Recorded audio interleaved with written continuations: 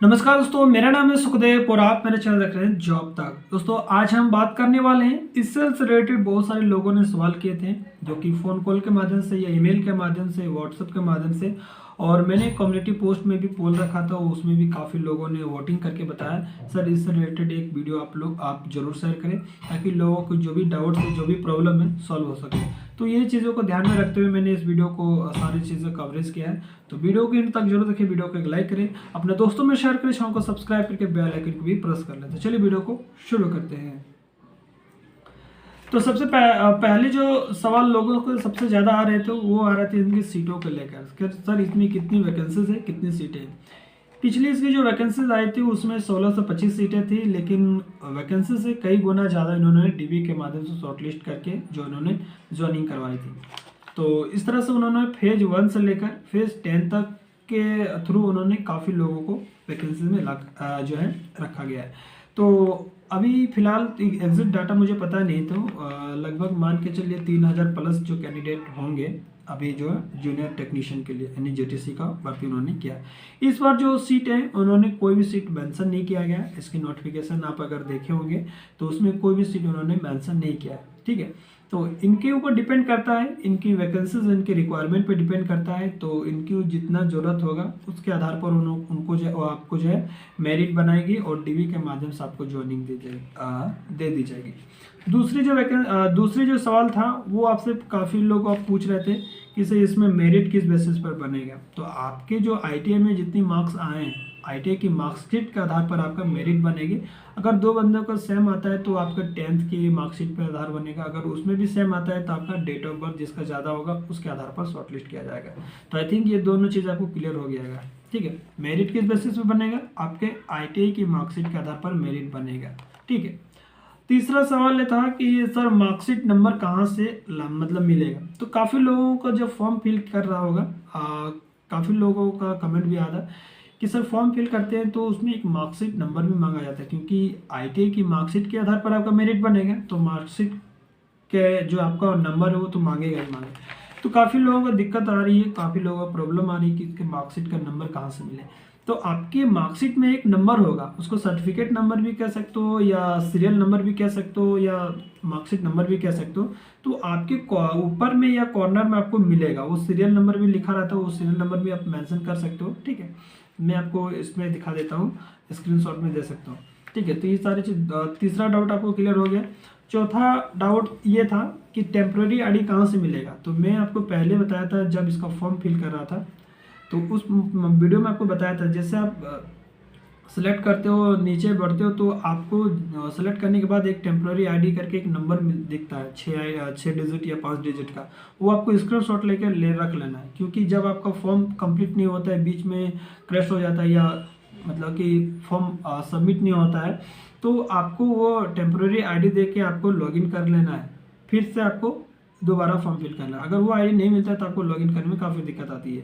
तो इस तरह से आप जब फॉर्म फिल कर रहे होंगे तो स्टार्टिंग में ही आपको टेम्प्रेरी आईडी मिल जाता है, वो आईडी आपके पास रखना है, क्योंकि जब भी आप लॉगिन करेंगे तो टेम्प्रेरी आईडी से आप इजीली लॉगिन हो सकते हो। पांचवा सवाल जो पूछ रहा था कि अगर किसी का काम करते हुए बीच में अगर जॉब लग जाए तो उस स्थिति में क्या मैं जॉब छोड़ सकता हूँ। तो ये लोगों के अंदर में काफ़ी लोगों का जो है डाउट है।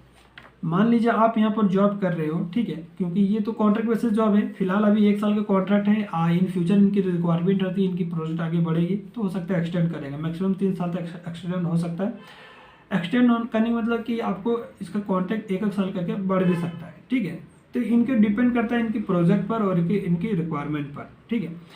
तो आप अगर 1 साल के लिए ज्वाइन होते हो और आपको अगर बीच में कहीं जॉब मिल जाती है गवर्नमेंट कंपनी में या गवर्नमेंट सेक्टर या प्राइवेट, अगर आपको मन भी नहीं लग रहा आपको जॉब को छोड़ना है, तो 3 मंथ से पहले अगर जॉब छोड़ते हो तो आपको उनका जो है 60,000 रुपये जो आपको भरना पड़ेगा। या आप अगर पैसा पे नहीं करना चाहते हो तो आपको 3 महीना पहले आपको एज ए रेजिग्नेशन लेटर लिख के टाइम ऑफिस या पीओ ऑफिस में आपको जमा करना पड़ेगा, अप्रूव लेना पड़ेगा कि मैं 3 मंथ के बाद इस जॉब को छोड़ रहा। तो उस दौरान आपको कोई तरह से पैसा पेमेंट नहीं करना पड़ेगा, लेकिन इमीडिएटली अगर छोड़ते हो तो 60,000 रुपये आई थिंक देना पड़ेगा, ठीक है। इस तरह से इन्होंने जारी दिया है। कोई भी कॉन्ट्रैक्ट बेसिस जॉब होता है, कोई भी चीज़ें जैसे मेट्रो वगैरह में या अदर भी जैसे महारत में कंपनी वगैरह में होता है, तो उसमें एक बॉन्ड भरवा जाता है आपसे कि इस बॉन्ड इस ईयर से, जैसे 3 साल का, 4 साल का, 5 साल का, उस ईयर में छोड़ देते हो, इस बीच में छोड़ते हो तो आपको उतने जो भी उनका जो पेमेंट रहता है वो आपको पेमेंट पे करना पड़ता है। ये हर चीज़ में लागू है। तो इस तरह से यहाँ भी है, लेकिन यहाँ पर उतना बड़ी अमाउंट नहीं रखा गया है। आप अगर 3 महीने से पहले छोड़ना चाहते हो या 3 महीना आप अगर जॉब नहीं करना चाहते हो, बीच में छोड़ना चाहते हो, तो आपको वो 60,000 रुपये अमाउंट पे करना पड़ेगा। तो इस चीज़ को आपको ध्यान देना है। लेकिन आप अगर पहले ही आपको इन्फॉर्मेशन दे देते हो 3 महीना पहले ही और आपको कंप्लीट करके जाते हो, तो 3 महीने के बाद आपको कोई पेमेंट नहीं देना पड़ेगा। इस तरह से ये उन्होंने जो है रखा गया है, ठीक है। बीच में अगर छोड़ते हो, अगर 3 महीने जॉब नहीं करना चाहते हो, तो आपको 60,000 रुपये पे करना पड़ेगा। तो इस चीज़ को ध्यान देना है। उसके बाद कुछ लोगों का सवाल ये भी था, कोई कॉन्ट्रैक्ट ख़त्म होने के बाद क्या निकाल देगा।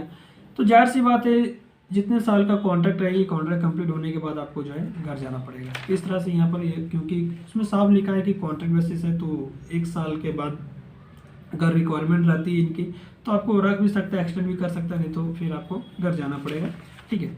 उसके बाद पूछ रहे थे कुछ लोग कि sir 1 year post qualification experience मांग रहा है, बट एडवर्टाइजमेंट में एक्सपीरियंस वाला कॉलम में एक्सपीरियंस मेंशन नहीं है, कॉलम वाला में क्या डालें। तो जैसे कि मैंने आपको पहले बताया कि इसकी जो नोटिफिकेशन में है, तो उसमें पोस्ट क्वालिफिकेशन एक्सपीरियंस तो शायद मेंशन है कि नहीं, मैं कंफर्म नहीं हूँ, लेकिन पिछले बार तो उसमें कंफर्म था कि आपके पास 1 साल का मिनिमम 1 ईयर का पोस्ट क्वालिफिकेशन एक्सपीरियंस रहनी चाहिए, ठीक है। और एक्सपीरियंस वहाँ पर मैंडेटरी नहीं रखा गया, लेकिन आपके पास एनएससी का सर्टिफिकेट आपको रहना चाहिए, वो मैंडेटरी रखा गया है।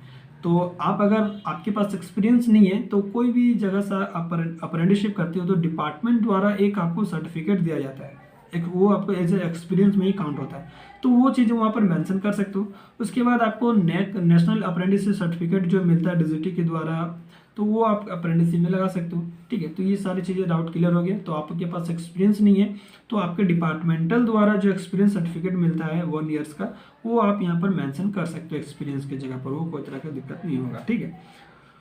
नेक्स्ट जो सवाल था, कुछ चांस है सर परमानेंट होने या बाद में कोई फ़ायदा इसके। तो देखिए, ये तो अपने दिमाग से निकाल दीजिए कि 1 साल के बाद आपको परमानेंट करेगा, ये कोई तरह से परमानेंट नहीं करेगा। आपको 1 साल के बाद आपको जाना पड़ेगा, ये इनकी रिक्वायरमेंट रहता है, तो आपको रख भी सकता है। दूसरा सवाल ये है कि इसका एक्सपीरियंस आपको काम आएगा कि नहीं, कि इसमें जो है देखिए ECL क्या है, डिपार्टमेंट ऑफ एटॉमिक एनर्जी। तो कोई भी फॉर्म आप भरते हो तो उसमें एक कॉलम आता है कि आपने DAE में जॉब की है, तो आप अगर करते हो तो उसमें कुछ जो है वेटेज वगैरह मिलता है, और यहाँ तक कि उसका एज का रिलैक्सेशन आपको मिलता है। ECL में कोई भी वैकेंसीज आती है तो आपको जो है वेटेज मिलेगा, प्लस आपको एज में भी काफ़ी रिलैक्सेशन मिलेगा, ठीक है। और इसका एक्सपीरियंस आपको हर जगह काम आएगा, आप कोई भी कंपनी वगैरह में करेंगे तो इसका एक्सपीरियंस काउंट होता है, और आपको काफ़ी फ़ायदा भी मिल सकता है, क्योंकि यहाँ पर इसका एक्सपीरियंस काफ़ी ज़्यादा मायने रखता है। और नेक्स्ट सवाल पूछा था कि सर अप्रेंटिसशिप कंपलसरी है क्या NCVT से पास आउट करने के बाद भी। तो देखिए, अप्रेंटिसशिप कंप्लीट आपका जो होना चाहिए, मान लीजिए आपका ट्रेड इलेक्ट्रिशियन है, NCVT है, लेकिन फिर भी आपके पास अप्रेंटिसशिप सर्टिफिकेट होना जरूरी है।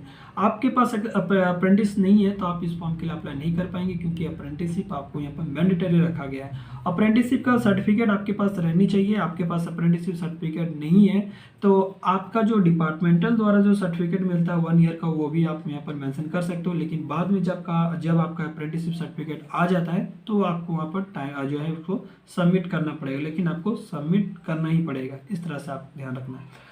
दूसरी सवाल है कि वर्किंग डेज कितना रहता है। तो वर्किंग डे नॉर्मली जितना दिन रहता है, संडे तो यहाँ पर खैर पहले संडे छुट्टी रहता था, लेकिन आपको संडे के बदले किसी और दिन छुट्टी आपको वीकली ऑफ दे देगा, ठीक है।